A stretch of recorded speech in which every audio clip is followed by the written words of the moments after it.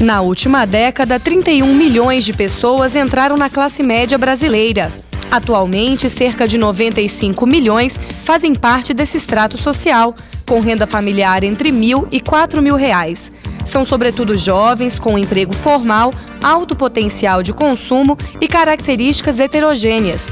O levantamento feito pela Secretaria de Assuntos Estratégicos da Presidência da República traz um perfil detalhado da nova classe média brasileira, feito com base nos dados da Pesquisa Nacional por Amostra de Domicílios. Para evitar os efeitos da crise no país, a Secretaria propõe uma série de políticas públicas específicas para esse setor. Moreira Franco, ministro da Secretaria de Assuntos Estratégicos da Presidência da República, é o convidado do programa de hoje, direto de Brasília. A nova classe média brasileira é o tema da Tribuna Independente, o Plenário do Povo, que começa agora ao vivo pela Rede Vida, o canal da família, com a apresentação do jornalista Leandro Mazzini. Olá, boa noite para você que nos assiste de todo o Brasil neste momento. Um dos maiores expoentes do PMDB está à mesa conosco aqui hoje no Tribuna Independente, direto de Brasília. É o ministro Moreira Franco. Obrigado, ministro, pela sua presença. Obrigado. Comigo à mesa, meus colegas de bancada, Denise Rotenburg, do Correio Brasiliense, ela é colunista especial e aqui da Rede Vida também. E o meu colega, hoje estreando na tribuna também do Correio Brasiliense, Paulo de Tarso Lira. Obrigado por vocês pela presença. Obrigado, Leandro. E obrigado a você, telespectador, que está nos acompanhando neste momento. Estamos ao vivo para todo o Brasil e você sabe como pode participar. Antes, no entanto, eu gostaria de apresentar um pouco mais da biografia do ministro Moreira Franco, da Secretaria de Assuntos Estratégicos da Presidência da República. Ele que deixou há pouco um jantar com a presidenta Dilma Rousseff para vir nos prestigiar aqui. Wellington Moreira Franco é sociólogo com ampla carreira política e acadêmica. Eleito governador do estado do Rio de Janeiro em 1987, também tornou-se membro do Diretório Nacional do PMDB nessa data e assumiu a presidência da Fundação Ulisses Guimarães em 2001. Em 2004, foi vice-líder do PMDB na Câmara dos Deputados e, em 2005, presidente da Comissão de Finanças e Tributação. De 1998 a 2002, foi assessor especial do presidente Fernando Henrique Cardoso. Em 2008, assumiu a vice-presidência de Fundos e Loterias da Caixa Econômica Federal.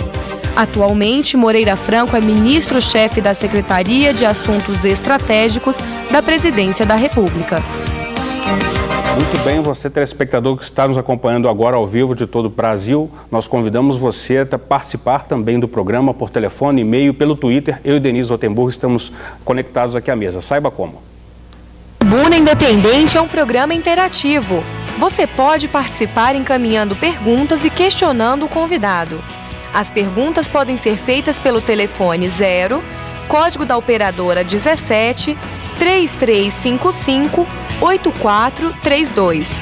Pela internet, através do e-mail tribunadf@redevida.com.br ou pelo Twitter, @Leandro Mazzini e @Deni Rotenburg.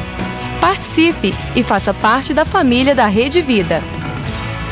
Muito bem, você já sabe como participar. Estamos esperando as suas perguntas. Denise Rotenburg. Bom, ministro, acaba de chegar de um jantar na casa do vice-presidente Michel Temer, onde estava a presidente Dilma Rousseff. O partido está em paz? Ou continuam os grupos formados contra a liderança de Henrique Eduardo Alves na Câmara e a liderança de Renan Calheiros no Senado? Olha, antes de te responder essa pergunta, eu gostaria de agradecer o privilégio de estar aqui. Eu vejo o programa, os convidados aqui são extremamente importantes, por isso para mim é uma honra muito grande estar na Rede Vida ao lado de vocês. Gostaria de dizer ao Leandro que eu vi com muita atenção a generosa apresentação da minha vida política, mas eu senti falta do que houve, que eu considero o mais importante, que me deu muito prazer. Eu fui prefeito de Niterói. Prefeito de Niterói. Exatamente. Perfeitamente. E me deu um prazer enorme, porque ser prefeito, o Juscelino dizia que a melhor coisa que ele teve foi ser prefeito. E depois eu pensei, eu sempre quando ele dizia isso, quando eu estava fazendo um trabalho acadêmico, que era uma pesquisa sobre o GE, e ouvia o Juscelino, eu achava que era um pouco demagogia, coisa de fazer graça, não é isso? Aí eu tive a oportunidade de ser prefeito, de ser governador e acompanhar de muito perto o presidente Fernando Henrique no exercício da presidência da República ali no Palácio do Planalto. E hoje eu entendo o que o Juscelino quis dizer. De fato, a coisa que mais realiza é ser prefeito. Porque está mais próximo da população, é isso? É porque você faz. Você tem a resposta imediata, você não precisa pedir, você manda. O governador pensa que manda, porque nomeia o secretário de Fazenda, o secretário de Fazenda conversa com os 10 maiores contribuintes, vai nos principais jornais, daí a pouco é uma luta para você demitir o secretário, substituir o secretário. O presidente da República, ele nem ministro nomeia, porque indica, os partidos indicam, as pessoas indicam. Mas tem um poder enorme, porque ele faz a agenda do país. As pessoas discutem que o presidente da República reputa, considera relevante à sociedade discutir. Isso é um poder muito grande. Agora, voltando à sua pergunta. Olha, o PMDB é um partido muito inquieto, sempre foi. Ele nunca foi um partido de donos. Aqui você já entra major. E quem tem comando sabe que a hierarquia ela é respeitada, mas há política, há divergência, há formação de maioria, há debate, e sempre tem grupos que divergem. De modo geral, o partido está unido, mas existe, não posso negar, a imprensa está dando isso, tanto na Câmara quanto no Senado, parlamentares que questionam determinadas atitudes que o partido vem tomando por intermédio de suas lideranças, do seu comando parlamentar. Mas isso se resolve pela política. Ontem, o presidente Michel Temer, o vice-presidente da República e presidente do partido Michel Temer, fez uma reunião com representantes de um grupo de 35 deputados, exatamente para discutir, para buscar um modo de vida, de compreensão que permita manter a unidade do partido, que é um ativo extremamente importante para o país hoje, principalmente em função dos desafios que a presidenta Dilma enfrenta. Ministro, antes da chegada do líder Henrique Alves ao posto de líder do PMDB na Câmara, a bancada sofreu um momento de muita instabilidade, com líderes durando 10 dias, 15 dias, listas sucessivas, derrubando líderes, indicando novos líderes. E com o Henrique Alves, bem ou mal, o partido entrou numa situação meio de normalidade. O senhor teme que esse período de instabilidade retorne e atrapalhe a atuação do PMDB na Câmara? Não, porque naquela época o que de fato havia era uma profunda divergência no comando parlamentar do partido. Tinha o grupo do Senado e o grupo da Câmara. O grupo do Senado era vinculado, apoiava o presidente Lula. Tinha o governo atuando ostensivamente a favor dele. E o grupo da Câmara, ele reagia. Tinha o comando do partido, mas não tinha o comando parlamentar. Porque o Senado chegou até, com o apoio do governo federal, a eleger líder na Câmara.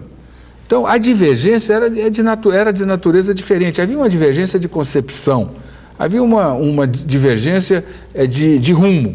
De um lado estava um grupo liderado pelo presidente Sarney, e de outro um grupo, era o presidente Sarney e Renan, e de outro um grupo liderado pelo presidente Michel Temer.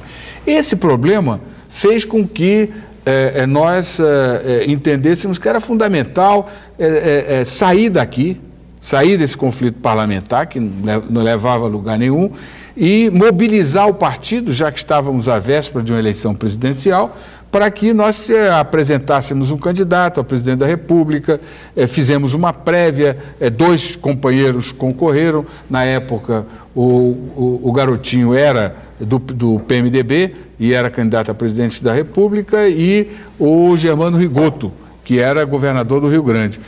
Fizeram prévias, isso mobilizou o partido nacionalmente, reanimou o partido e fez com que nós acabássemos encontrando o caminho da unidade. E foi essa unidade que permitiu que nós tivéssemos condições de indicar o presidente Michel Temer para vice e apoiar a presidenta Dilma Rousseff para presidente. O senhor falou que existia aí uma diferença de rumo. Na verdade, o que se vê agora é uma diferença de rumo, no momento em que tem um grupo pedindo para o PMDB apresentar um projeto de governo. Hoje, alguns deputados disseram para mim assim, nós ocupamos o Ministério do Turismo e nós não temos um projeto de turismo, um projeto nacional para essa área, para apresentar à presidente Dilma Rousseff ou mesmo ao nosso ministro. Como é que resolve isso? Não existe aí uma diferença de rumo? Não fica muito a imagem de cargo por cargo, que tem um grupo que deseja tirar? E também aquela coisa de ficar mais os mesmos, sempre os mesmos? O problema é que a memória política é muito tênue. Muito tênue. As pessoas esquecem com muita rapidez o que ocorre. Eu fui, durante alguns anos, presidente da Fundação Ulisses Guimarães, e lá tivemos oportunidade de apresentar um programa do PMDB na eleição, na primeira eleição do Lula. Nós, na época, apoiamos o candidato Serra. Esse programa foi discutido, elaborado, apresentado ao candidato, mas o candidato achou que era um programa meio ruim, de direita, e curiosamente o Lula pegou as pessoas que a Fundação contratou, chamou para elaborar esse programa, e vários deles participaram em cargos importantes do governo Lula, como, por exemplo, o Marcos Lisboa, que coordenou a área econômica desse programa. Ele foi o assessor de política econômica do ministro Palocci durante o governo Lula. Agora, recentemente, quando o deputado Eliseu Padilha, que está hoje à frente da Fundação, nós fizemos um programa que participou uma equipe que estávamos o Mangabeira Unger, o ministro Delfim Neto, o Eliseu Padilha, e várias outras pessoas, e grupos de especialistas por área, e esse programa foi entregue à presidenta Dilma Rousseff. Então, o partido tem um programa.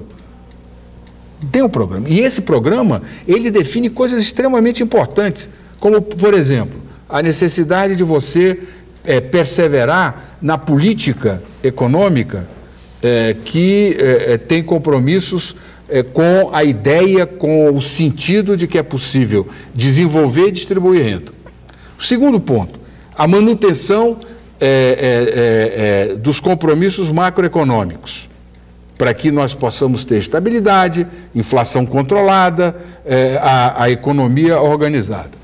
Terceiro ponto, a necessidade de aumentar a poupança pública e privada, porque sem poupança pública e privada, dificilmente nós vamos ter condições de avançar no sentido de gerar novos investimentos e, consequentemente, aumentar ou manter o que se conseguiu durante os últimos 8 anos, que foi uma permanente elevação da oferta de empregos e uma política de salário mínimo que permitiu que tivéssemos um aumento real de 54%. Esses compromissos todos estão lá, como também a necessidade de você manter a política social e caminhar para uma segunda geração de políticas sociais, porque a primeira ela já foi cumprida, essa etapa já foi cumprida, agora nós temos que buscar novos caminhos. Então, esse programa está lá, escrito, existe. Agora, por que Agora, então... evidentemente, não se tratou de turismo. Por que então que a imagem do PMDB é tanto cargo pelo cargo e a gente não vê o programa do partido, assim, então, as pessoas falando do programa, é sempre aquela imagem de, ocupar cargo... liberação de emenda. Por que o PMDB tem essa imagem, então? E uma das críticas ao Henrique é que ele fica nesse discurso recorrente da liberação das emendas, necessidade dos restos a pagar, e alguns deputados, inclusive desse grupo dissidente, reclamam disso, que está atrelando-se a imagem a um instrumento que está desgastado perante a opinião pública. Claro, eu acho que o deputado tem que apresentar emendas, tem compromissos com a sua base, tem que resolver problemas concretos, ajudar os seus prefeitos. Isso é absolutamente legítimo em um regime democrático. Mas como também acho que é absolutamente legítimo quem ganhou a eleição participar do governo. Agora, a obsessão pelo cargo, a obsessão pela disputa de emendas, pela liberação de emendas, eu acho que isso é uma faceta parlamentar que, como a estrutura partidária no Brasil é uma estrutura muito compromissada com o parlamento, faz com que não só o PMDB, mas hoje todos os partidos na Câmara só falam em emenda. É verdade. Você vai ao PMDB, você vai ao PT, você vai ao PDT, PSDB. você vai ao PSDB, todo mundo só fala emenda. Agora, por quê? Emenda e cargo. Porque essa estrutura parlamentar, ela tem dificultado que se consiga um sonho de toda uma geração da qual eu fiz parte, que é a de ter uma democracia sólida, lastreada em partidos que tenham compromisso e projetos nacionais. Ministro Moreira Franco está conosco ao vivo neste momento aqui em Brasília, no Tribuna Independente. Você pode mandar suas perguntas, 0 operadora 17 3355 8432 ou pelo e-mail tribunadf@redevida.com.br. Comigo à mesa, meus colegas Denise Rotenburg, Paulo de Tarso Lira. Ministro, o senhor está falando de emendas, de bancada. Vamos voltar ao Henrique Eduardo Alves, que não deixa de ser um personagem polêmico junto ao PMDB. Por quê? Me disseram que a presidenta Dilma Rousseff ainda não esqueceu do bambolê que ele deu para ela enquanto ministra, para ela ter mais jogo de cintura. Será que ele está seguro de que vai ser presidente da Câmara? Olha, eu acho o seguinte... Ela me deu... Quer dizer... Porque há uma certa ingerência sempre do Palácio Planalto na Câmara. Total. Eu não conheço caso do presidente da República perder a presidência da Câmara. Presidência da Câmara. Severino. O Severino Cavalcante. Calma, não cheguei lá.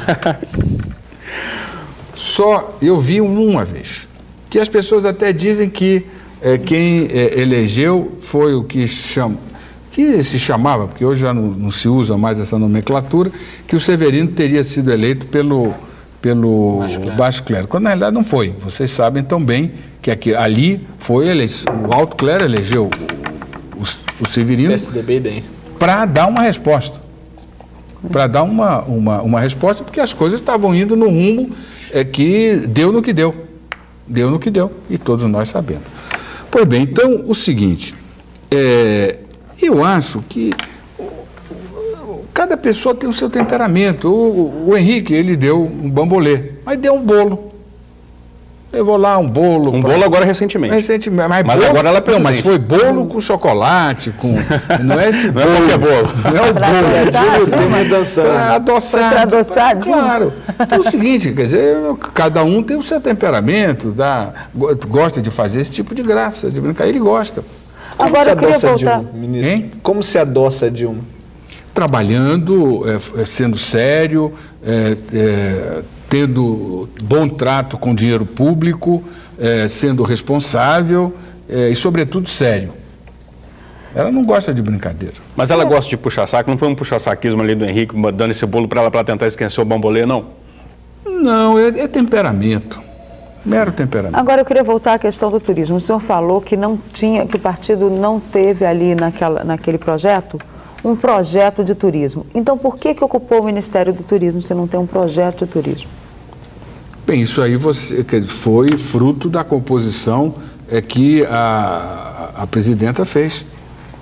Quer dizer, nós não estávamos, em nenhum momento passou pela cabeça do PMDB ao Ministério de Turismo. Durante a campanha, vocês são jornalistas, façam pesquisas nos jornais, vocês nunca viram nenhum pleito. Não. Os pleitos eram todos em áreas em que nós tínhamos experiência, expertise, pessoas qualificadas. E onde o PMDB já estava, né? Que era comunicações, integração nacional. Cidades. Cidades. Agora, uma coisa, por que, então, já que o partido não tinha experiência nessa área, por que aceitou o Ministério? Você não precisa, não é um agente de turismo, como é um operador de turismo que é ministro de... Você precisa de um político, você precisa de alguém que tenha capacidade de buscar as pessoas que conheçam, que entendam desse assunto.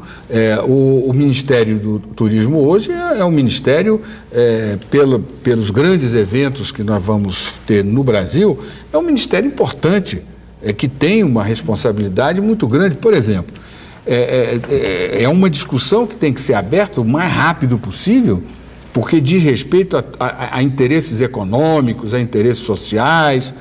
Qual é a imagem que o Brasil está querendo? Eu vou pôr vender, que é o termo técnico usual, que o Brasil quer vender para o mundo com a Copa e as Olimpíadas.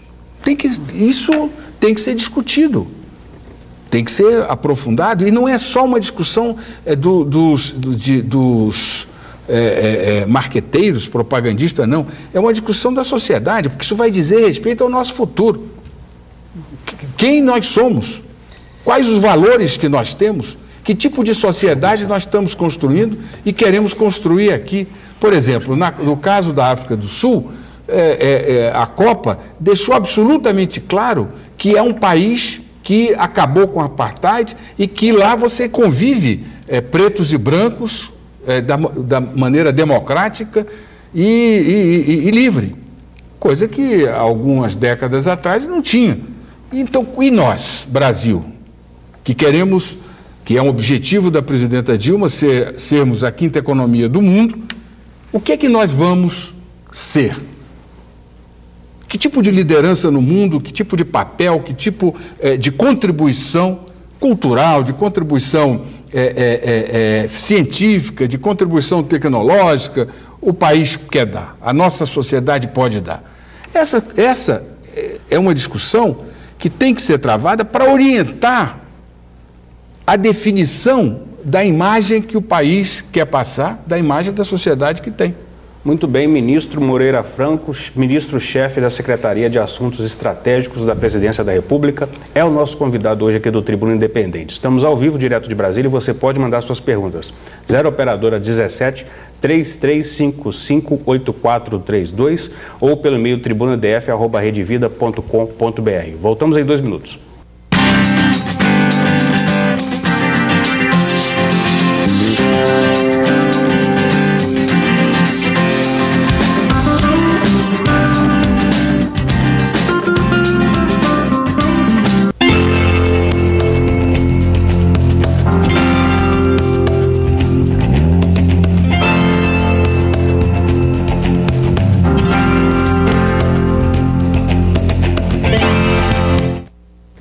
Muito bem, voltamos ao vivo direto de Brasília. O nosso convidado hoje do Tribuna Independente é o ministro Moreira Franco, da Secretaria de Assuntos Estratégicos da Presidência. O senhor estava com o Nelson Jobim, tinha acabado de buscá-lo no aeroporto e vocês estavam muito bem. Em algum momento vocês divergiram sobre algum assunto que eu não lembro qual. E eu não sei se foi o senhor ou ele, um chamou o outro de palanqueiro. Quem foi? Quem que era o língua solta ali na época? Ou já era o Jobim? Olha, isso foi em função de veja só como é que é. Nessa época nós estávamos disputando a presidência do PMDB. Exatamente. O Michel Temer estava lá. O Michel não estava. O não Michel era candidato. Não, mas o Michel estava no evento. Não. Eu acho que estava. O Michel era candidato a presidente, o Garotinho era presidente do PMDB e o Sérgio Cabral era governador. Exatamente. E o Jobim era ministro, tinha sido ministro do Lula. Não, isso foi em 2002. Quer dizer, ele tinha acabado de sair do STF, se eu não me engano. Em 2002, José Serra era candidato a presidente. Não, mas então não foi. Mas foi 2002. Foi, o Lula já era presidente. Foi em 2006, então? Talvez. Eu errei o ano. 2006. E aí o Lula apoiava o Nelson Jobim, o Senado apoiava o Nelson Jobim, o Sarney apoiava o Nelson Jobim e, evidentemente, nós éramos a favor do Michel Temer. E nós tínhamos proposto ao Nelson Jobim que nós faríamos a unidade do partido, o Michel seria presidente e o Nelson Jobim seria vice. Exatamente, foi 2006. Mas, enfim, ele não quis. E aqueles 7 pontos que o presidente Lula, quando nós fizemos a coligação, a coalizão, foram apresentados 7 pontos programáticos, porque nós sempre atuamos também com compromissos programáticos, e quem redigiu esses 7 pontos fomos o Nelson Jobim e eu. Foi isso mesmo. E, enfim, aí eu estava numa posição contrária a ele, e tivemos isso. E o palanqueiro, evidentemente, era ele, não eu, porque eu não sou palanqueiro. Como é que está o Jobim hoje, hein? Perdão. Está bem, está bem. Nós, inclusive, convidamos, insistimos para que ele fosse ao jantar hoje com a presidenta Dilma. O que ele respondeu? Ele não foi. Não foi. Até compreensível. É muito cedo, é muito recente. E ele já, mesmo quando estava no Ministério, vinha tendo uma militância partidária muito grande, e ele tem muitas contribuições a dar. Eu acho que ele foi um grande ministro da Defesa. Onde ele errou, então, para ter saído? Hein? Eu sempre disse a ele que palavra não é invenção de Deus. Palavra é invenção do diabo. Nós todos devemos ter um cuidado com a palavra muito grande. Porque os homens brigam pela palavra, eles brigam, mas ele falou não que ele brigam pensava, pelo né? gesto, ele briga pela palavra.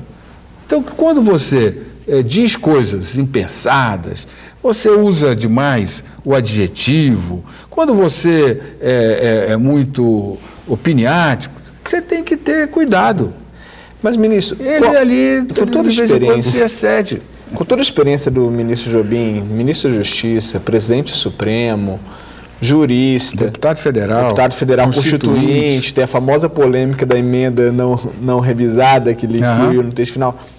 Só acha que, de fato, ele falou de forma impensada ou era um caminho para sair? Não era caminho. Já estava desgastado com a relação, por causa dos caças? Não. A SAI tem uma ligação muito grande com o Ministério da Defesa. Nós, inclusive, lá temos uma assessoria de defesa que é comandada por um brigadeiro, com representantes das 3 forças. Nós participamos da elaboração da Estratégia Nacional de Defesa, da Política Nacional de Defesa, e agora estamos nos organizando para participar também da montagem da indústria de defesa no país. Então, são contatos administrativos, políticos que temos com muita frequência. Por determinação da presidenta Dilma, o vice-presidente Michel Temer estava coordenando um grupo de fronteiras que participa da defesa, a SAI participa, o Ministério da Justiça participa, o Ministério do Meio Ambiente, e estávamos, inclusive, em uma visita quando ele foi demitido, uma visita exatamente desse grupo de fronteira. E esses episódios, ele estava muito bem, estava gostando, inclusive bem entrosado do ponto de vista partidário. Mas ele deu entrevistas em momentos diferentes. Ele fez um discurso... Aniversário de Fernando Henrique. Tinha dado uma entrevista há um mês antes. A entrevista sai exatamente no dia que nós estamos lá na Amazônia, Colômbia, na fronteira, com o vice-presidente da Colômbia, o ministro da Defesa da Colômbia, e a entrevista que ele tinha dado há um mês atrás sai exatamente naquele dia. E foram observações que ele disse que nem disse daquele jeito, mas enfim, deve ter dito. A Consuelo é uma repórter muito cuidadosa. Já tinha tido episódio da votação. Ele diz as coisas. Como disse, eu votei no certo. Para que dizer? O voto é secreto. E o senhor votou no certo? Não, votei na Dilma e no Michel Temer. Votei na Dilma. Ele inclusive, na época da eleição, ele disse, não só para nós, que pedimos para ele fazer uma gravação para o Michel Temer. Ele disse, olha, eu não vou fazer essa gravação porque eu sou muito amigo do Jobim. Do Serra. Do Serra. Do Serra. Agora, que é amigo do Jobim. E aí ele no Palácio, ele disse a mesma coisa, o Lula disse, não, então deixa, ele é amigo dele, coisa e tal. Não entendo porquê, mas ele é amigo. Eu entendo porquê, mas ele é amigo, coisa e tal, ninguém cobra. Mas ele também ficar dizendo o tempo todo isso, precisa, é temperamento. Eu queria entrar um pouquinho nas propostas da sua área, que o senhor anda fazendo. Eu sei que o senhor está fazendo um programa, programa para classe média. E aqui no Twitter, Fernando Câmara do Rio de Janeiro pergunta quais as ações do seu ministério para uso de inteligência e recursos na área de exploração e produção de petróleo. Olha, nós temos, a SAI, ela tem como missão formular políticas públicas para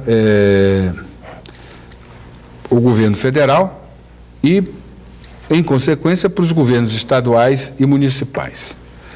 Essa formulação, ela pode ser por iniciativa da própria SAI ou por demanda dos ministérios. Então, nós temos lá uma secretaria de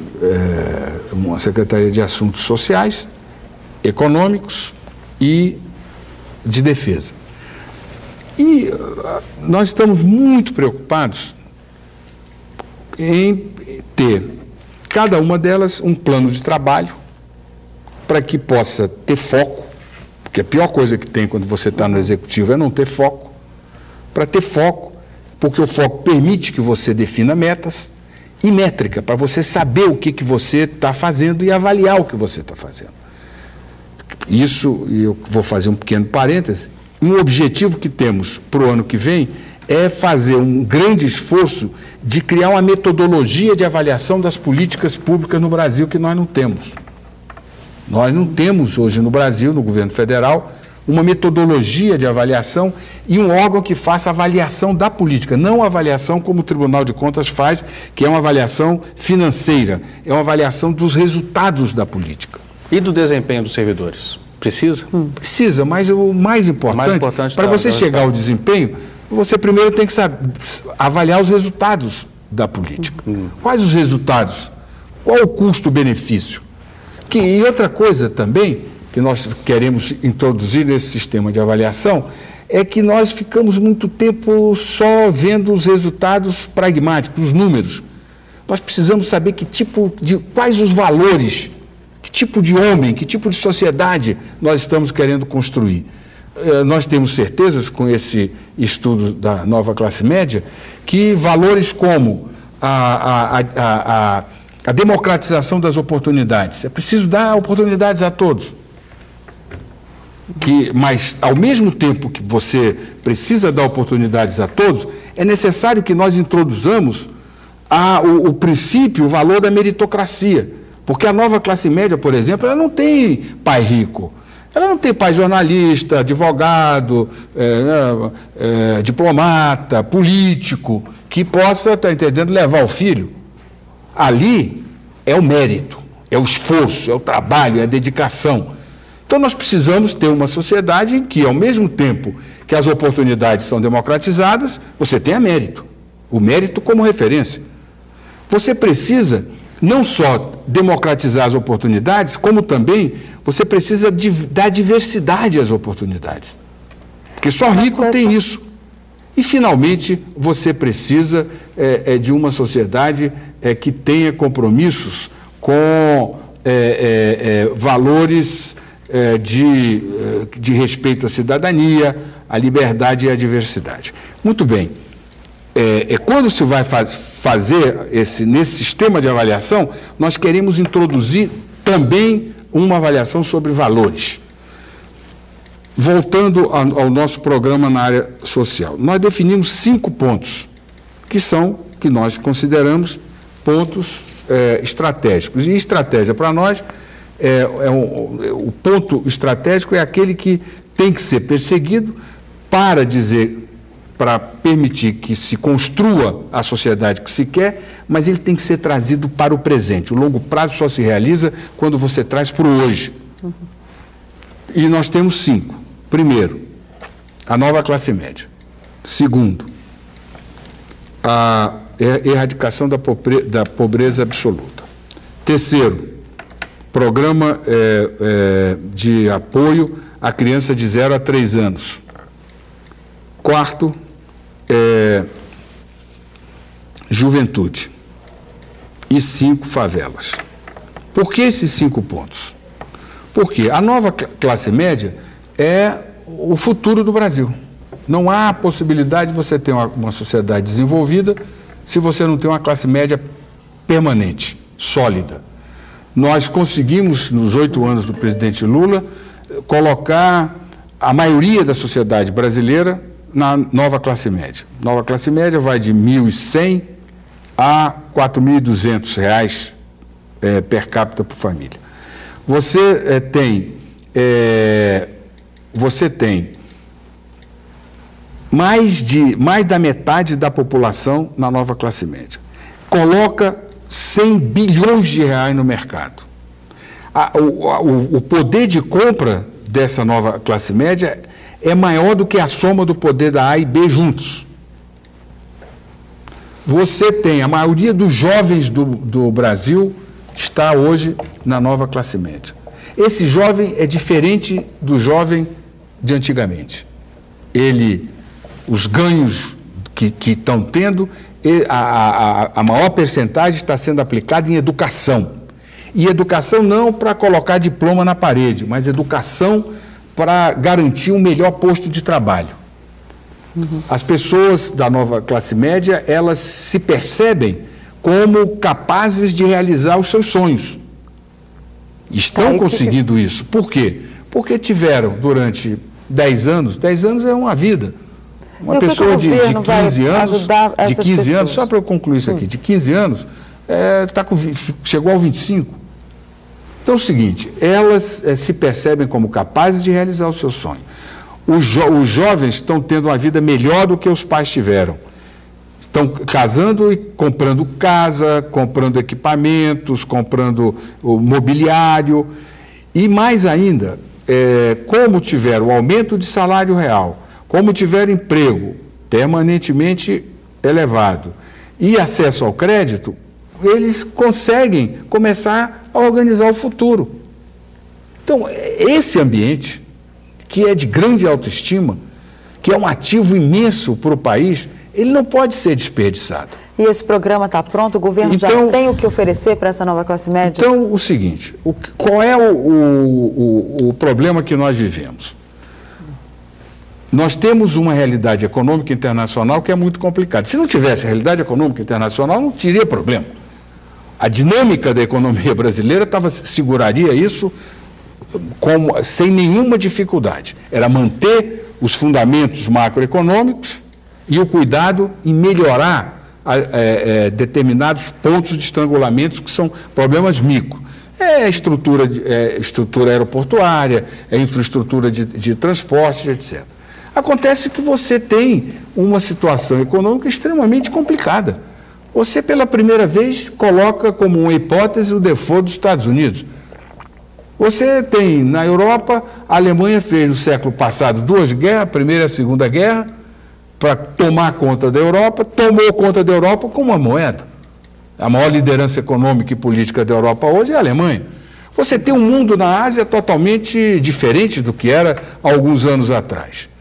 E o sistema financeiro internacional, o sistema bancário, ele dando demonstrações fortes de debilidade, porque o mundo vive uma crise fiscal. Então é o seguinte, como é que isso vai repercutir no Brasil? Então nós estamos preventivamente com o laboratório acompanhando esse quadro internacional e vendo como é que isso pode refletir no Brasil. Com que objetivo?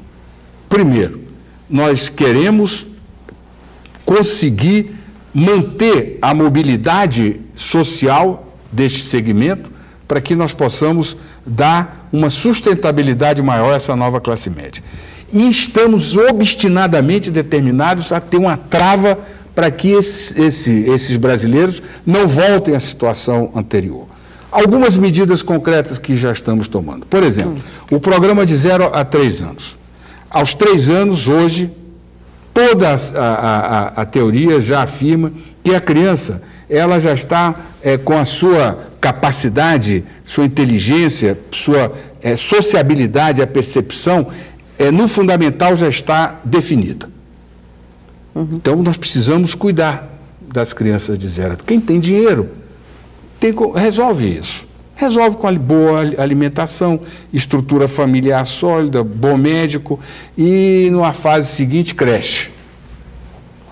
Mas quem não tem, precisa de um apoio que mobilize a saúde, equipamentos, políticas de saúde, educação, para que você estimule a capacidade de aprendizado, de percepção da criança e, sobretudo, que haja um grande apoio à mãe, porque a criança nessa fase, ela se comunica com o mundo por intermédio da mãe.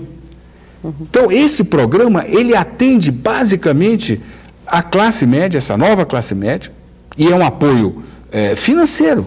Esse programa fala em aumento da licença maternidade, que é uma coisa que as mães reivindicam?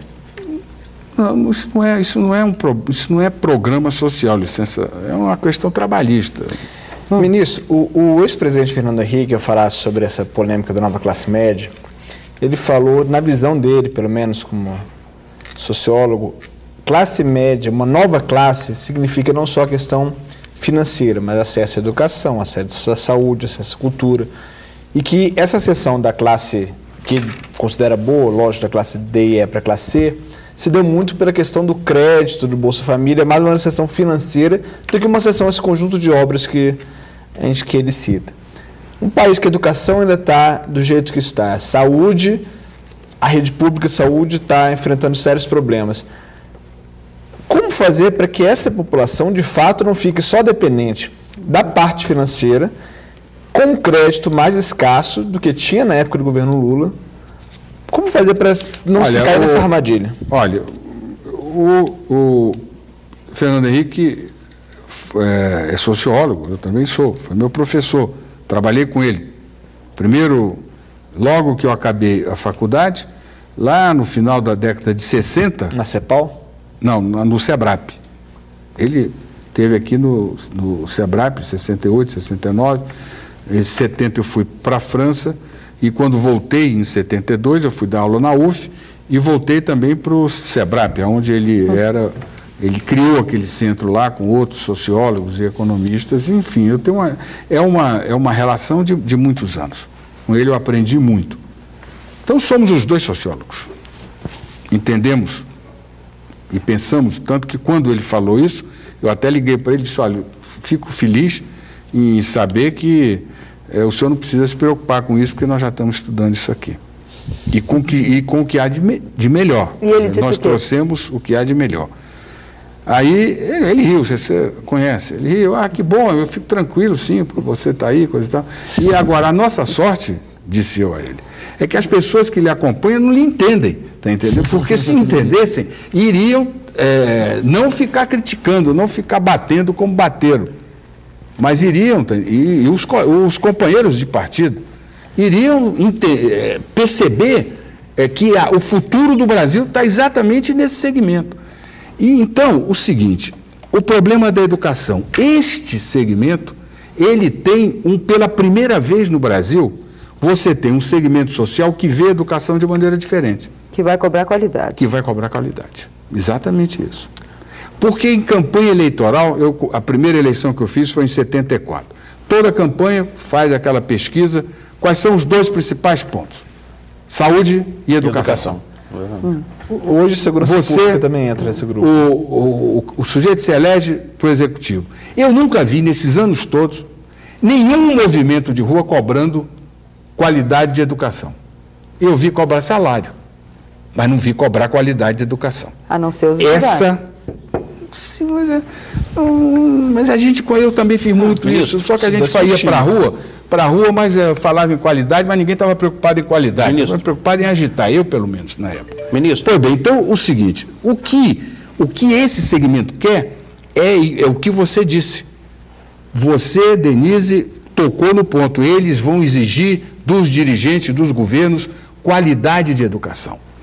Segundo ponto, nós estamos, um dos programas que estamos nos organizando para oferecer, ao lado desse programa de 0 a 3 anos, é melhorar a qualificação profissional. O Pronatec, ele atende ao estudante secundário e ao desempregado. Nós queremos abrir a possibilidade do trabalhador empregado ter acesso a cursos de qualificação que ele diga que quer fazer, de acordo com a empresa, com o objetivo de você diminuir a grande mobilidade de emprego que nós temos no Brasil, que é altamente nociva aos nossos interesses econômicos. Ministro Leandro, está para ter um troço ali, porque está na hora de pedir um intervalo. Não, estou tranquilo. Tá bom. Eu vou pedir a licença ao senhor e à mesa termina e aos telespectadores. A pergunta do nosso telespectador que está aguardando. Eu vou pedir licença ao ministro Moreira Franco, que é o nosso entrevistado de hoje, ele é da Secretaria de Assuntos Estratégicos da Presidência da República. Mande suas perguntas para 0 operadora 17 3355 8432 ou pelo e-mail tribunadf@redevida.com.br. Voltamos já.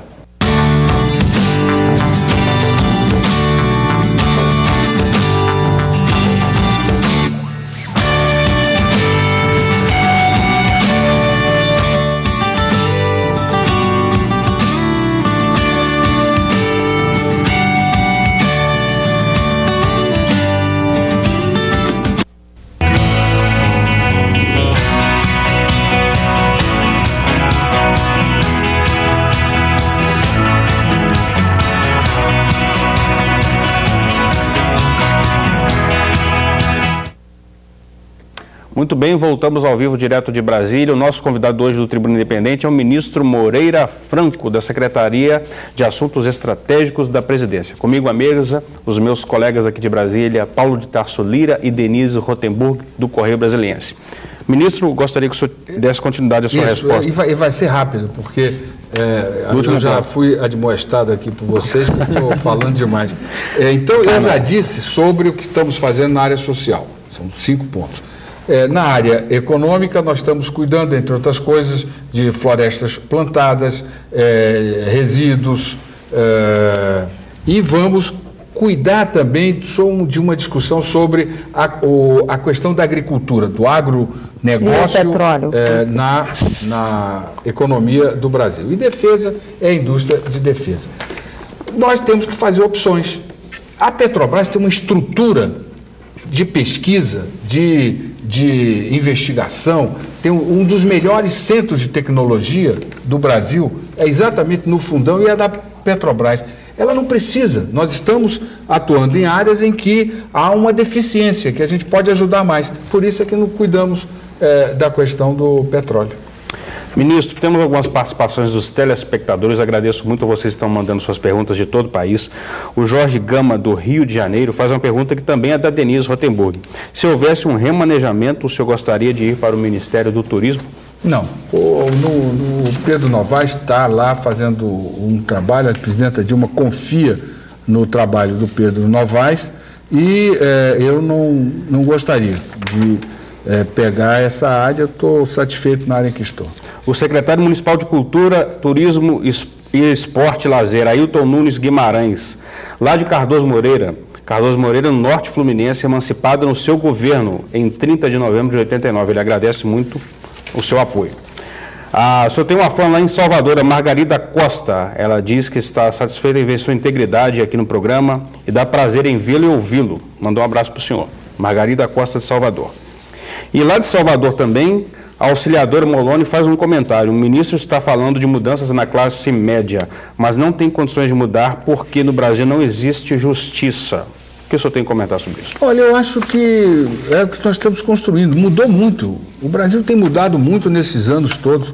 E o que nós estamos trabalhando é exatamente para isso. É para ter justiça social. O que nós queremos é uma sociedade democrática, uma sociedade em que haja pluralidade de oportunidades, uma sociedade em que as pessoas tenham dignidade, as pessoas tenham os seus direitos respeitados, que haja justiça fiscal. É intolerável que as pessoas pobres no país paguem de imposto 48% do seu orçamento. E os ricos não pagam tudo isso. Então, a justiça que nós estamos querendo é esta, é uma justiça que permita dar dignidade à vida, ter esperança na vida. E eu acredito que isso é possível e eu luto muito para construir objetivamente isso. O Emilson Nunes Costa, perdão, Paulinho, o Emilson Nunes Costa, ele não fala de onde é, mas ele tem uma pergunta interessante. As ideias do senhor no governo se assemelham mais com as do Mangabeira Unger ou as do Samuel Pinheiro Guimarães, que foram seus antecessores na pasta? Olha, ambos são pessoas extremamente talentosas. Conheço os dois há muitos anos. O Mangabeira, ele se dedicou muito à questão da defesa, ele focou na questão da defesa. O Samuel, ele focou na construção de um projeto Brasil 2022 e nós estamos fazendo esse programa que eu já relatei aqui. Quer dizer, eu estou querendo dar um sentido mais objetivo, em que permita entregar produto. Nós precisamos ter produto. Nós somos um órgão do Poder Executivo e precisamos entregar produto. O nosso produto são políticas públicas. Então, nós precisamos entregar produtos que permitam cumprir os objetivos que temos com relação à nova classe média, produtos que permitam que nós possamos cuidar no Brasil das nossas crianças de 0 a 3 anos. E a juventude, por exemplo, é uma tragédia. Nós nunca conseguimos até hoje ter uma política para a juventude que dê resultado. E nós estamos vendo que no mundo todo a grande crise de emprego está exatamente aí na juventude. Ministro, você citou o Pronatec, que é uma espécie de ProUni para escolas técnicas.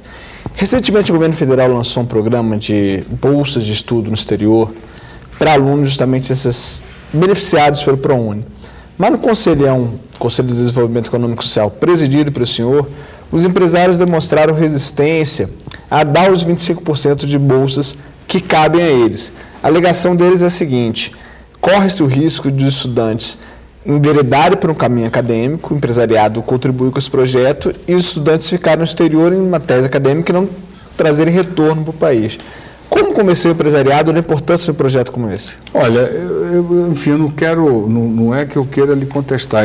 Lá eu convivo com todos eles, eu não vi nenhum tipo de observação dessa natureza. Acho que, e se visse, eu ficaria até surpreso. O presidente da Fiesp fala isso, Paulo Scaff. Pois é, ele nem faz parte do conselho, ele vai entrar agora, ele vai voltar agora, eu até comuniquei a ele que ele está voltando. Agora, eu acho o seguinte, nós estamos, pela primeira vez, tendo um programa, que é Brasil Sem Fronteiras. Ciência Sem Fronteiras. Um programa que você tem as melhores universidades do mundo, as melhores universidades brasileiras e os melhores alunos brasileiros.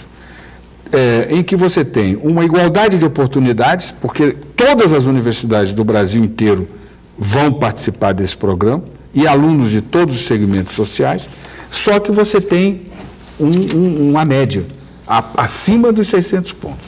Então você vai ter aluno de muita qualidade indo para universidades, para as melhores universidades do mundo. O que nós temos que ter é um compromisso de que haja retorno dessas pessoas por um período ao Brasil, para que o investimento feito nele possa ser retornado aqui. Agora, se ele quiser ir para a universidade, formar pessoas, é excepcional, não é ruim. É muito bom se ele conseguir ir para a empresa e ser um fator de incorporação de tecnologia, de conhecimento. Então, as duas hipóteses são muito boas. Eu não ouvi ninguém dizer isso, porque as duas hipóteses são muito boas. Agora, o grande problema nessa área que nós temos, e aí eu quero fazer um adendo a isso, é que no Brasil nós não temos um clima legal, um clima institucional que estimule o empreendedorismo e a criatividade. Se esse rapaz que criou o Facebook morasse no Brasil, ele estava lascado, porque ele ia perder a namorada e não ia criar empresa, uma das maiores empresas do mundo. Porque além de perder a namorada, porque aqui o sujeito que é bom aluno é CDF. E as meninas, ao invés de valorizarem, ao contrário, hostilizam, gostam do malandrinho. bonitinho, coisa e tal, papapá, é um sofrimento para quem estuda, para quem tem... Sofrimento de ser inteligente na adolescência. Exato, é um sofrimento ser inteligente. Se usa óculos, então, é um desastre. E o outro ponto é que, no quadro institucional, não há estímulo. Você não tem crédito, você não tem lugar para fazer as coisas, você não tem burocracia para criar uma empresa, você precisa de sócio. É tudo complicado. Então, nós precisamos mudar isso também. O senhor falou no segundo bloco a respeito de valores. Vamos fazer perguntas do ouvinte, hein? Meritocracia. Como implementar isso na cabeça do cidadão brasileiro se o próprio governo não dá o exemplo? Na hora de distribuir os cargos, quem o partido indica, não sei o quê. Não existe a meritocracia para a pessoa virar ministro de Estado, virar presidente de um poder. Como é que não seria o caso do governo dar o exemplo, ter imposições chaves? Por exemplo, aí chega, o que a gente vê, a gente fala, não, eu quero fazer lá o diretor do INCRA de não sei onde, o diretor do DENIT de não sei das quantas, o presidente da estatal... Sei, eu já peguei. Eu acho isso seguinte, não é, o governo não deveria dar o exemplo. Você já falou isso, eu concordo. O governo deveria e deve dar. E por que não faz? O governo se não tem voto no Congresso, é isso? Eu falo a você. Não, tudo bem, ministro, mas é porque a gente se empolga. Tudo bem, eu também me empolgo, mas não dá para ser os dois falar ao mesmo tempo. Eu concordo em gênero, número e grau com você. E acho que o problema que nós estamos vivendo hoje é porque chegou a um limite que é intolerável. Não dá para ser assim. O que está se vivendo hoje no Brasil, o que está e a presidenta Dilma está enfrentando, mostra claramente que esse padrão chegou ao limite. Esse modelo está esgotado. Nós precisamos, e aí o seguinte, eu venho aqui, e como ela e como todos nós, pessoas responsáveis, vêm aqui e diz, nós precisamos ter universalidade de oportunidades e meritocracia. Não é só você, está entendendo? Porque se você tem oportunidades para todos, não significa que todos sejam iguais. Tem uns que trabalham mais que os outros, tem uns que não têm padrinho e tem que ralar. Então, nós temos que discutir, como eu estou discutindo isso aqui. Antes de você colocar esse problema, eu já tinha posto. Porque isso é fundamental. Nós temos que ter não só a igualdade de oportunidades, a meritocracia, como a diversidade de oportunidades. Ministro. E a segunda chance. Rico tem direito à segunda chance. Se você está fazendo direito, aí no meio você diz, não, eu não quero fazer direito, eu não gosto de direito, eu quero fazer jornalista, eu quero ser jornalista. Você sai da faculdade, vai para a faculdade de jornalismo, ninguém vai lhe cobrar nada. Vai ser pobre e vai pensar em ter segunda chance. Você não consegue. Então é o seguinte, uma sociedade justa, que tem esses valores, ela tem que ter quer dizer, que queira ter esses princípios, ela tem que ter esses valores. E nós temos que estar cobrando esses valores. É claro que vai ter gente sempre que está querendo dar uma de esperto, mas nós temos que inibir, que punir, que constranger esses espertalhões. Esse ambiente que você fala, na máquina pública, ele vai mudar. Eu não acho que o exemplo de ministro, no caso, seja um bom exemplo, porque é um cargo político. É um cargo político, é um cargo que você não tem como fazer teste para ministro. Agora, você tem que ter uma burocracia que seja ela fundada no conhecimento e no mérito. Não dá para você ter o número de cargos em comissão que se tem no Brasil. Mas você esbarra também no interesse dos sindicatos. Por exemplo, São Paulo, no interesse dos sindicatos. Por exemplo, São Paulo, os professores que formam os alunos com base na meritocracia são resistentes à avaliação de desempenho. Então, como incutir na cabeça do funcionalismo público também essa importância da meritocracia, da avaliação de desempenho, tirando deles o discurso de que isso geraria uma perseguição política, por exemplo. Mas isso aí eu acho que é uma grande luta. A grande luta ideológica. Essa é uma grande... Você tem toda a razão. E tem coisas assim absurdas no Brasil. Por exemplo, você é um grande matemático, fez o INPE, e tem doutorado, mas você é um sujeito que tem um senso de responsabilidade social. Você diz, bem, eu sei muita matemática, tenho um currículo excepcional, dou aula na universidade e quero dar aula no segundo grau. Você não pode dar, porque só pode dar aula no segundo grau quem fez licenciatura. Não adianta você ser, tá entendendo? Ter feito INPE, ter feito doutorado em matemática, ser um cobre em matemática, reconhecido, que você não pode ir dar aula na escola de segundo grau. Quer dizer, isso é um absurdo. Por quê? Por causa dos interesses corporativos. Ministro, nós temos ainda 2 minutos antes de pedirmos o comercial. Eu queria mandar um abraço para o Benedito Colombo, de Curitiba, e para Milton Euclides, do Rio de Janeiro. As suas perguntas serão encaminhadas à assessoria do ministro. O Antônio Francisco, de Aripuanã, Mato Grosso, ele pergunta: por que o PMDB é o cavalo de Troia do PT? É isso mesmo? Não, que nada. O PMDB não é o cavalo de Troia do PT. E a Dilma é a Helena. O PMDB... Helena de Troia. O PMDB, ele é a Geni, todo mundo bate. Você não veja o que a Denise disse aqui. É absurdo, só tem fisiológico. Não disse, só tem isso. Tem 40 anos, quer dizer, com todos os eventos importantes do Brasil está o PMDB. A Geni está ali, trabalhando, com essas dificuldades, com seus fisiológicos, com os cargos, com a emenda, com essa visão meio anárquica, que todo mundo manda, dividido, mas ele está presente nas boas causas desde a luta contra a ditadura. E exemplo da Geni, o PMDB um dia salva o país? Olha, ele já salvou uma vez. Nós conseguimos, ainda no MDB, sair da ditadura militar sem matar ninguém. Qual o melhor momento do PMDB que o senhor aponta, olhando essa história toda aí? Olha, eu acho que cada momento tem a sua importância. Eu creio que o PMDB foi extremamente importante na luta contra a ditadura. A estratégia do PMDB foi uma estratégia muito cuidadosa, muito bem executada. E se você compara com os países latino-americanos, você vê que a diferença é brutal. Você teve o PMDB muito atuante, com muita cautela no impeachment do Collor.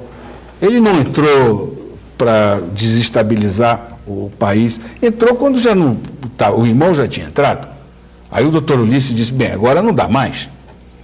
O PMDB teve um papel fundamental no Plano Cruzado. O PMDB deu um apoio ao segundo mandato do presidente Lula, dando tranquilidade. Todos aqueles problemas que o presidente Lula teve no primeiro mandato, ele não teve no segundo. E eu tenho certeza que há um empenho nosso muito grande de nós conseguirmos, no governo da presidenta Dilma, garantir que os objetivos de construir a quinta economia, com liberdade, com democracia, com justiça social, seja conquistado, seja importante, e o PMDB deu uma grande contribuição. Muito bem, o ministro Moreira Franco, da Secretaria de Assuntos Estratégicos da Presidência, é o nosso convidado de hoje do Tribuna Independente. Estamos ao vivo para todo o Brasil. Você pode mandar suas perguntas, 0 operadora 17 3355 8432 ou pelo e-mail tribunadf@redevida.com.br. Voltamos em 2 minutos.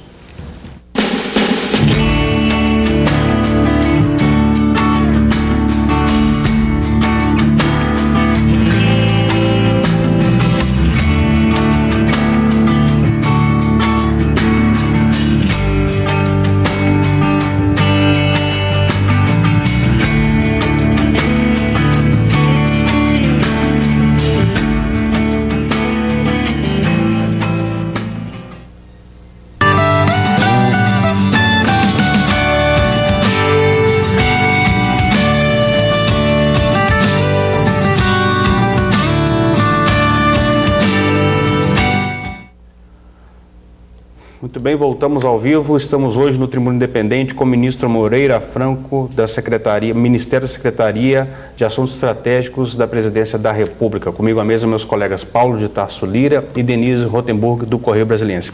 Ministro, mais algumas participações aqui dos telespectadores. Agradeço muitas perguntas. As que eu não consegui fazer por falta de tempo, este é o último bloco, elas serão encaminhadas à assessoria do ministro. Lá de Macaúbas, na Bahia, o Valdinei Oliveira pergunta: o senhor já foi prefeito, governador, gostaria de ser presidente da República? Eu já não tenho mais idade para isso. Eu agora quero continuar dando a minha colaboração para que nós possamos construir, repito, uma sociedade justa, democrática, livre, em que direitos do cidadão sejam respeitados. Quero mandar um abraço para o César Luiz, lá de Maringá, Paraná. Sua pergunta será encaminhada ao ministro. A Marina Joaquina Reis, lá de Abaeté, Minas Gerais. O senhor disse que o salário aumentou 54%. Ela disse, pergunta onde? Aí é bom você explicar o aumento real. Né? No Brasil. Aumentou 54% em termos reais nos últimos 8 anos.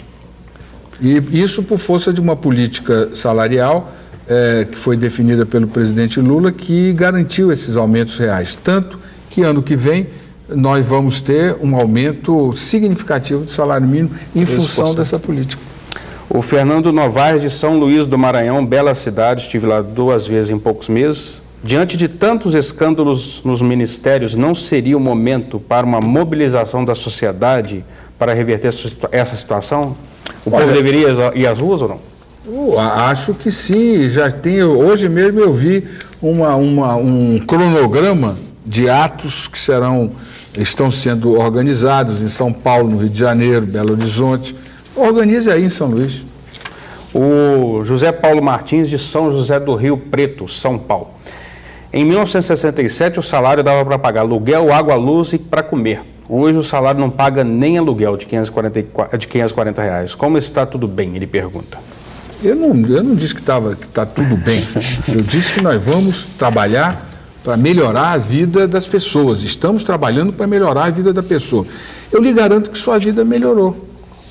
Se você está tendo a oportunidade de fazer essas demandas, eu calculo que dificuldade se estava passando, o povo brasileiro passava, quando se lutava para se ter um salário mínimo no Brasil de $100. Hoje, o salário mínimo é 3 vezes mais, 4 vezes mais. Então é o seguinte, 5 vezes mais. 5 vezes mais.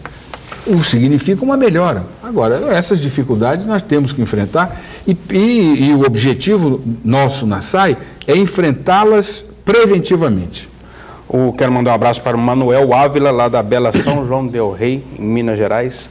O Marcos Lagata, lá de Niterói, está falando que está sentindo falta do senhor como vice-presidente da Caixa Econômica Federal, que, segundo ele, a Caixa não está dando conta de atender a Minha Casa Minha Vida. Isso é grave. Eu acho que esse é um programa extremamente importante, foi muito bem sucedido e é um empenho da presidenta Dilma garantir a continuidade desse programa e creio que todos nós devemos estar empenhados em cobrar, não só do Ministério das Cidades, como da Caixa, que esse programa tenha crescimento e que atenda toda a demanda, e que é um direito da população de ter sua casa própria. Quero mandar um abraço para o Disseu Vicente, lá de Itatiaia, na Serra do Rio de Janeiro. Mando um abraço para o senhor, agradeço a participação. E para o José Raimundo Ferreira, lá de Santarém do Pará. Ministro, ontem nós tivemos a notícia de que uma empresa argentina arrematou o leilão para a construção e a operação por 28 anos do novo aeroporto de Natal, São Gonçalo do Amarante. Essa mesma empresa, que é muito forte no setor, pode conseguir aí arrematar o leilão, futuro leilão em dezembro, como se espera na licitação, para Brasília e São Paulo. Esse grupo é muito forte. Nós corremos o risco aí de termos alguns dos principais aeroportos brasileiros nas mãos dos argentinos, logo para a Copa do Mundo. Olha o perigo. Olha, eu não sei se vai ganhar a segunda, a terceira. Aliás, eles pagaram muito bem, 270% de ágio. Eu vi o leilão. Mas, enfim, ganharam esse. Agora, o fato de ser argentino, a única coisa ruim é essa. No mais, está entendendo? Eles sabem administrar? Eles que tragam dinheiro para cá, que tragam a poupança argentina para investir no Brasil, para contribuir para que a gente rompa essa dificuldade, que eu acho até engraçado as pessoas falarem que o aeroporto na Copa, o grande problema do sistema aeroportuário, dos aeroportos no Brasil, não é a Copa nem a Olimpíada, é porque nós temos 30 milhões de brasileiros, recentemente, nesses últimos 8 anos, que estão usando avião. E são esses brasileiros, da nova classe média, que estão exigindo aeroporto, conforto, segurança e companhias aéreas que atendam às demandas. Eu queria entrar um pouquinho na questão das eleições municipais. O senhor acha que o PT pode ser prejudicado no ano que vem com o julgamento do mensalão, que deve coincidir justamente com as eleições do ano que vem? Não sei, como é que eu vou saber qual é o estado de espírito do PT, se vai ser prejudicado ou não. Quer dizer, cada um conhece o tamanho dos seus problemas. Nós, do PMDB, vamos fazer no dia 15 de setembro uma reunião com promovida pela Fundação Ulisses Guimarães, com nossos candidatos a prefeitos. Vamos discutir quais os pontos que nós devemos enfrentar, colocar para a população, que tipo de missão as prefeituras devem ter nesse novo momento, para que nós possamos manter o que somos. Nós somos o partido com o maior número de prefeitos, maior número de vereadores, e tendo o maior número de prefeitos e vereadores, nós teremos condições de continuar sendo o partido com o maior número de deputados estaduais, senadores e federais, que hoje não somos, mas poderemos vir a ser. Esses escândalos recentes na agricultura e no turismo prejudicam o PMDB? Podem prejudicar o PMDB no ano que vem? Podem prejudicar, mas nós vamos ter que enfrentar, explicar e ver como podemos contornar esse problema. Ministro, eu estava citando, não a questão diretamente municipal, que no Rio municipal está pacificado o candidato Eduardo Paes para reeleição. Mas uma das principais expoentes do PMDB é o governador do Rio, Sérgio Cabral, que ficou meio abalado nessa questão do último episódio, envolvimento com a Cavendish. Qual vai ser o papel do Cabral em 2014? Ele não vai poder ser reeleito, ele está saindo. Só acha que ele vai bater chapa no PMDB para uma candidata a vice-presidência? Não sei, isso ele poderia responder. Não acredito que responda, porque está muito longe. Ou seja, então nem ele vai poder responder. E qual o prejuízo desse episódio Cavendish para a imagem política? É a mesma resposta que eu dei para Denise. Claro que tem prejuízo, não vou aqui eu querer da Delta. Tapar sol com a peneira. Mas esses problemas, quando existentes, eles têm que ser enfrentados. O partido, escândalos dessa natureza, ou seja, atos que não sejam vistos como atos corretos, não tem CNPJ, tem CPF. São pessoas, não são instituições. Então é o seguinte, a instituição, o partido, vai trabalhar para enfrentar isso, eleger os nossos candidatos e continuar dando ao Brasil, ao Estado do Rio de Janeiro, a possibilidade de sermos a quinta economia do mundo. E o Chalita é o nome do PMDB em São Paulo e pode crescer, além de São Paulo? Eu acho que sim. É o novo, é uma pessoa qualificada, é uma pessoa que tem disposição de trabalho e eu tenho certeza que há muito entusiasmo da parte dele de vir a ter o privilégio de governar a principal cidade da América Latina.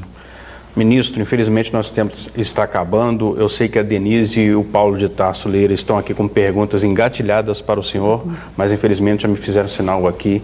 O nosso programa chegou ao fim. Eu quero agradecer muito a sua presença, o senhor ter deixado lá o Palácio do Jaburu para vir aqui ao nosso encontro e prestigiar o nosso telespectador. Muito obrigado mesmo. Muito obrigado. E repito, é uma alegria muito grande estar aqui para poder falar com você e convocar vocês para que a gente possa crescer o Brasil, mas, sobretudo, que esse crescimento nos faça retomar valores que são importantes a serem fixados na sociedade brasileira. E eu repito, a diversidade das oportunidades, a segunda chance, a meritocracia e a democratização das oportunidades. Muito obrigado, ministro. Está aí o recado do ministro da Secretaria de Assuntos Estratégicos da Presidência da República, Moreira Franco, que foi o nosso convidado aqui hoje. Quero agradecer a Denise Rotenburg e ao Paulo de Tarso Lira a participação de vocês. Muito obrigado. Obrigada, E obrigado a você, telespectador. Até o próximo programa.